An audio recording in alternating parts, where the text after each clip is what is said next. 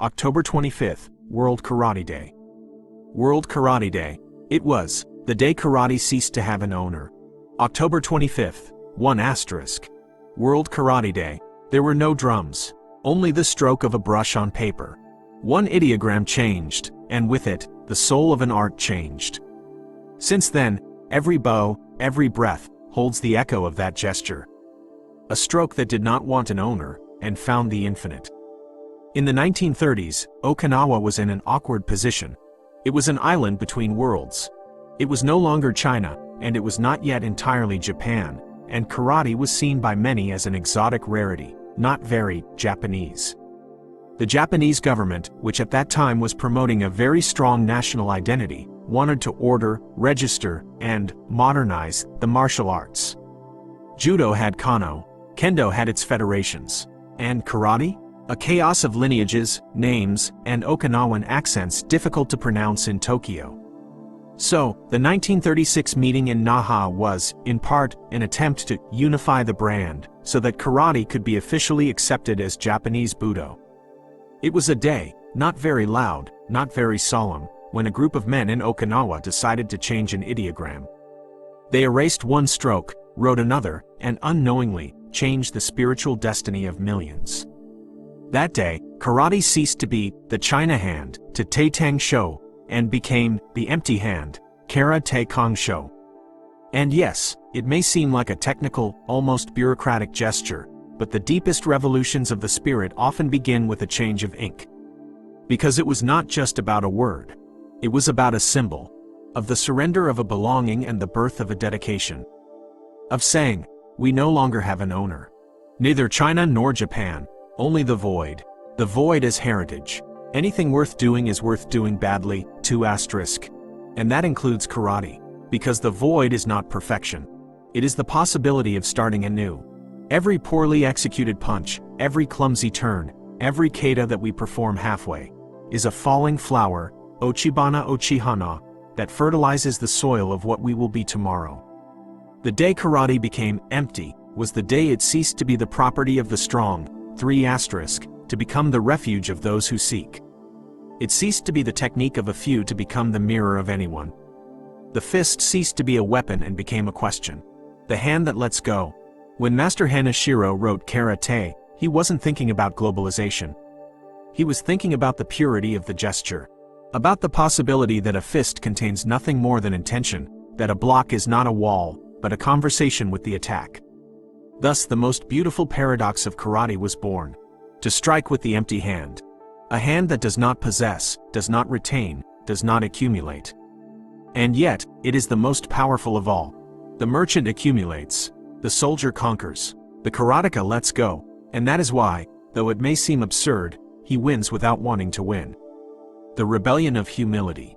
October 25th does not celebrate a victory, but a renunciation. That day, karate shed its titles, its lineages, its flags, and decided to be the path, the do Dao, 4*.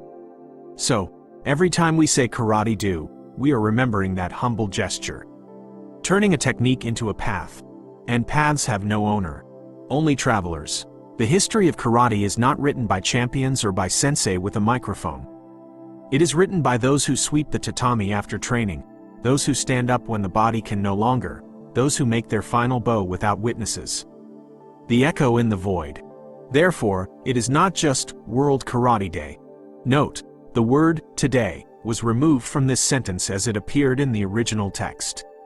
It is the day all of us who love this art remember that it is not about learning to strike, but about learning not to. That the void is not absence, but space for something new to breathe. And that changed ideogram from 1936 is still alive every time a fist closes without hatred, and opens without pride. So, if you train, do it with gratitude. If you don't train, at least observe a second of silence. Listen to the air between your hands. That air is the same air that blew in Okinawa almost a century ago, when the hand ceased to have an owner, and the soul found its home. Felix Bergados. Where the fist ends, the mystery begins. P.S. 1*. On October 25, 1936, in the city of Naha, on the island of Okinawa, several great karate masters gathered to discuss how to unify and shape the art they taught. Among them were Choshin Chibana, Choki Motobu, Choyan Miyaji, Chotoku Kian, Chomo Hanashiro, and others. During that meeting, they talked about many things: how to teach, how to register the styles, but there was a historic decision. To change the writing of the word karate. Until then, it was written to Tei Tang Shou, which meant China hand, or Tang Dynasty hand, because the art had arrived in Okinawa from China. It was Chomo Hanashiro wa Shang Zhang Mao, a master of Shorin Ryu, who years earlier, in 1905, had proposed writing it as Kara Te Kong Shou. That is, empty hand. At that 1936 meeting, his proposal was finally accepted and adopted by all the masters. With that simple change of ideogram, karate ceased to have a nationality. It was no longer Chinese, nor Japanese. It was a universal path, an art of the void, of the spirit and of non-possession. Therefore, in 2005, the government of the Okinawa Prefecture declared October 25th as the Karate no Hi, Karate Day Karate no Hi, in honor of that day when the art received its definitive name. And that was the day karate learned to have a soul of its own. That is why, every October 25th, karatekas worldwide celebrate the moment when karate ceased to belong to one country, and came to belong to everyone. 2 asterisk. Explanation of anything worth doing is worth doing badly. It means that the most beautiful and important things in life do not turn out well the first time. When we learn karate, at first the punches look awkward, the feet get tangled, the balance goes on vacation and the ki sounds like a sneeze. But that is not wrong. That is learning. If something is so valuable that you want to do it, then it is worth doing even when you are still doing it badly. Because the important thing is not to do it perfectly, but to have the heart to keep trying. Every time you make a mistake, the body remembers a little more. Every time you fall, the ground teaches you how to get up. Every time you repeat, the soul gets stronger. So, don't be afraid of doing it badly. The great masters were also beginners. And if something is worth it, it's worth doing it with love, even if at first you look like a duck with a white belt. Because the void, that kara, which many confuse with nothingness, is not perfection. It is the space where something can be reborn. It is the trembling of the beginning, the instant before knowing, the crack through which air enters the tired spirit. Every poorly executed punch is not a mistake. It is a confession. Every clumsy turn is the dance of a body that still remembers that it is human. Every kata that we perform halfway is an incomplete prayer, but also an echo that insists on continuing to search for the right way to exist. The beginner trips over his feet, the master trips over his pride, and both, if they listen carefully, trip over the same tatami. The one of humility. Karate, in its purest truth, does not teach to succeed, but to fall with dignity, to rise with rhythm, and to view every imperfection as a petal returning to its branch. Because the void is not the end of movement. It is its secret origin. And only he who has struck the air 1,000 times without reaching it begins to understand that the air is also teaching him. Thus, between missed punches and unequal turns, a beauty that does not boast is born, a silence that does not impose itself, and a strength that does not shout. Karate does not seek the perfection of the gesture, but the perfection of the soul which, despite erring, returns to the same point every day, bows, breathes, and begins again. 3 asterisk. Why did karate cease to belong only to the strong? Because before, karate was something used by warriors and strong men to fight. It was a way to defend oneself, or to win. But one day, the masters of Okinawa decided that karate should not serve only the muscles, but also the heart. That day karate changed. It ceased to be only for those who could strike hard and also began to be for those who wanted to understand strength. Then, karate opened up to everyone. Boys, girls, the elderly, the calm, the shy, or the brave. Because the important thing was no longer who could hit hardest, but who could best control their strength not to cause harm.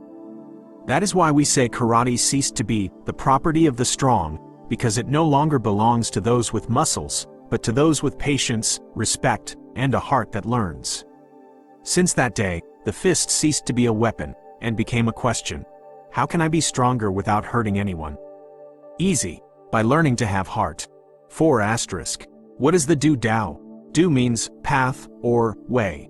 But it is not a path of stones or dirt. It is a path that appears within you when you decide to advance. In karate, following the do does not mean winning or being the best, but walking with respect, learning every day, and never giving up.